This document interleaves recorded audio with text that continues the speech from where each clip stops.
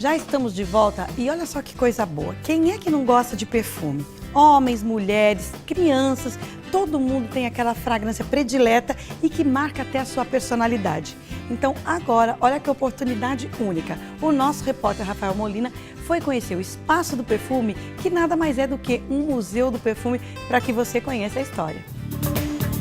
É isso mesmo, Sula. Hoje a gente vai contar um pouquinho da história do perfume. Eu estou no Espaço Perfume, que é uma iniciativa do grupo O Boticário com a Faculdade Santa Marcelina, que tem a intenção de apresentar para você essa cultura do perfume que começou há muito tempo. Vou contar um pouquinho dessa história já aqui no primeiro espaço, o primeiro passo que você dá aqui no museu, que tem um corredor longo que você vai acompanhar junto comigo toda essa história do perfume. Mas aqui primeiro, a primeira grande surpresa, começou em 4000 a.C., ainda na época em que os egípcios, numa cultura politeísta, faziam o culto aos deuses através do perfumô. É uma palavra em latim que deu origem à palavra perfume, que leva o nome desse museu, que é o motivo dessa matéria, que significa através da fumaça. Que era através dessa fumaça, com queimas de óleos e madeiras, que eles faziam o culto aos deuses. Aí começa toda a história do perfume. E eu continuo contando essa história para vocês. Vamos para cá?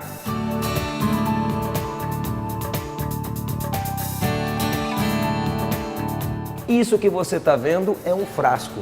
Ainda antecedendo a história de Cleópatra, mais ou menos de 800 a 301 a.C., que a gente tem o início da cultura dos frascos. Aqui, vamos falar de cultura um pouquinho, a cultura antropomórfica, que mostra o culto aos animais, que está representando este que seria um dos primeiros frascos de perfume na história da humanidade, e dentro dele havia a essência ainda utilizada para fazer o culto aos deuses.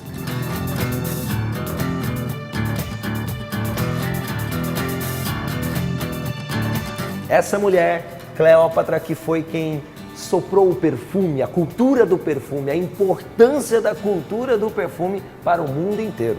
Acredite, em 300 a.C., Cleópatra lançou esta importância do cuidado estético, da vaidade, porque já nesses tempos ela começou a se cuidar com hidratação corporal, com tinturas, pintava os olhos, e o perfume foi um dos grandes responsáveis pela conquista de Marco Antônio.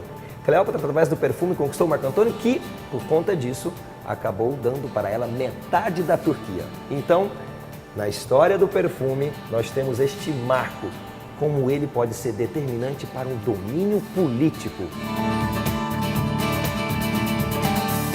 E agora, num período de transição próximo ao nascimento de Cristo, nós temos a cultura oriental também utilizando o perfume para o culto aos deuses.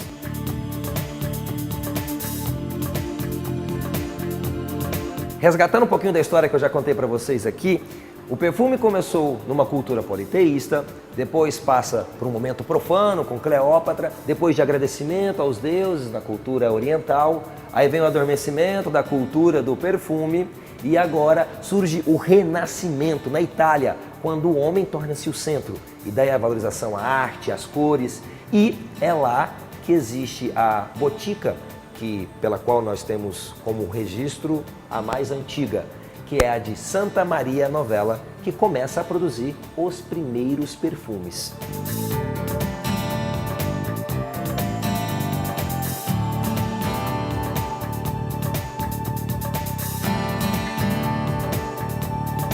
Na nossa linha do tempo, chegamos agora no século XIX. E depois da Revolução Industrial, com a morte de Luís XV, que era bastante exagerado na vaidade, com peruca, com maquiagem, com muita roupa, os homens, com a resistência àquela figura que havia sido decapitada, passam a ter um look mais básico. A única coisa que eles exploravam mais em seu vestuário era a gravata. Logo, todos esses adereços foram para o público feminino. A mulher passa a se produzir mais. E é no século XIX, a partir dessa historinha, que a gente pode falar que nasce a moda. É nessa época que nós podemos datar o início da perfumaria moderna. A gente já está agora aqui no século XX. onde nós temos os primeiros costureiros. Naquela época não se falava estilista, porque dá-se nessa época a ligação direta entre perfume e moda. Então, os primeiros costureiros foram Paul Poiret, Charles Frederick Worth e até Chanel, o famoso Chanel. E eles começam a lançar as suas próprias marcas de perfumes aliadas às suas marcas de roupas. Roupas estas que eles vestiam apenas a alta nata francesa. E a história do perfume no Brasil? Aconteceu em 1808, com a corte portuguesa chegando no Brasil, daí a junção de três culturas, os portugueses, os negros e os índios. E foram eles, os negros, em seus rituais que iniciaram a cultura do perfume aqui no Brasil.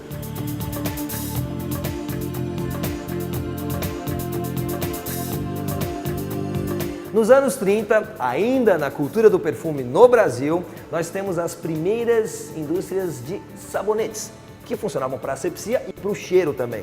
Elas eram inspiradas nas fábricas de perfumes parisienses. Nessa época, a cultura francesa era muito importante no Brasil. Hoje, a nossa segunda língua aqui no Brasil é o inglês. Naquela época, era o francês. Que isso imprime a força da cultura francesa no nosso país e que também refletia nos sabonetes, com as primeiras indústrias. Isso tudo nos anos 30.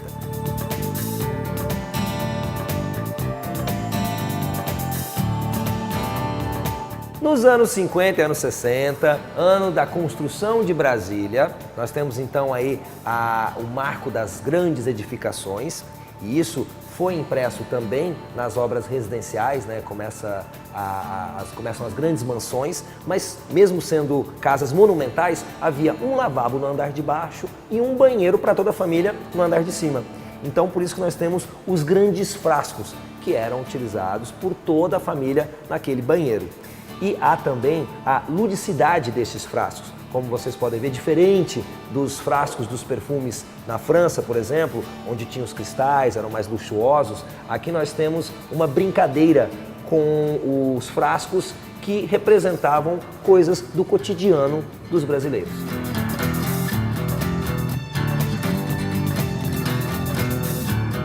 Anos 70 e 80, mantém-se aí a cultura mais lúdica nas embalagens dos perfumes, mas o fato mais importante é que foi nessa década que surge esta que é hoje a maior empresa de perfumaria no Brasil, que é o Grupo Boticário. Surge também, neste mesmo período, Giovanna Baby, que no Brasil é a primeira marca que liga perfume à moda. Nos anos 90, nós vamos ter o tipo e o contratipo. O que é isso, Rafael? Bom, primeiro nós temos a abertura do mercado nos anos 90. E isso obrigou as indústrias de perfume nacionais a se adaptarem àquele novo mercado. As pessoas gostariam de ter aqueles perfumes importados, mas nem sempre tinham acesso a eles. Então, é aí que surge o contratipo. As pessoas queriam ter aquele tipo daquele perfume importado, mas não tinham como, logo surgiram os contratipos, que eram perfumes com notas semelhantes aos perfumes importados. Lembrando que os frascos continuam arrojados e desenhados. Finalizando aqui essa linha do tempo que conta a história do perfume no Brasil, chegamos aos anos 2000, onde nós temos, assim como na história do perfume mundial, como vocês já assistiram, as celebridades e grandes marcas assinando algumas linhas de perfume. E nos anos 2000, mais precisamente no ano de 2011, o Brasil se torna líder mundial em perfumes. E o Espaço Perfume também oferece outras experiências interativas, como por exemplo a pirâmide olfativa, a única da América Latina. Você aperta um botão e assiste em uma tela a história do perfume. Só que o que você não espera, e a grande surpresa desta interatividade, é que na medida em que aquela história vai sendo narrada, você vai sentindo o cheiro dos perfumes apresentados. Temos também a família olfativa. Você aperta o botãozinho e sente o cheiro daquela fragrância. Aqui ao meu lado, nós temos a classificação olfativa, com os principais perfumes, os grandes best-sellers da perfumaria mundial. Você encontra o seu, eu já encontrei, e vai descobrir qual é o tipo de fragrância e a qual família ele pertence. Então, tá aí o convite de um passeio, de uma experiência olfativa e muito informativa, como vocês viram, que tem toda a história do perfume no mundo e no Brasil, aqui no Espaço Perfume, que fica no bairro de Perdizes, em São Paulo. O site é www.espaçoperfume.com.br e ele está aberto a visitações de terça a domingo, das 10 às 18 horas. Lembrando que no domingo é do meio-dia às 18 horas e às quintas-feiras um horário especial, com 2 horinhas a mais, das 10 às 20 horas. Então, Sula, é com você daí que eu vou pesquisar um pouquinho mais sobre perfumes aqui. É um excelente passeio. Até a próxima!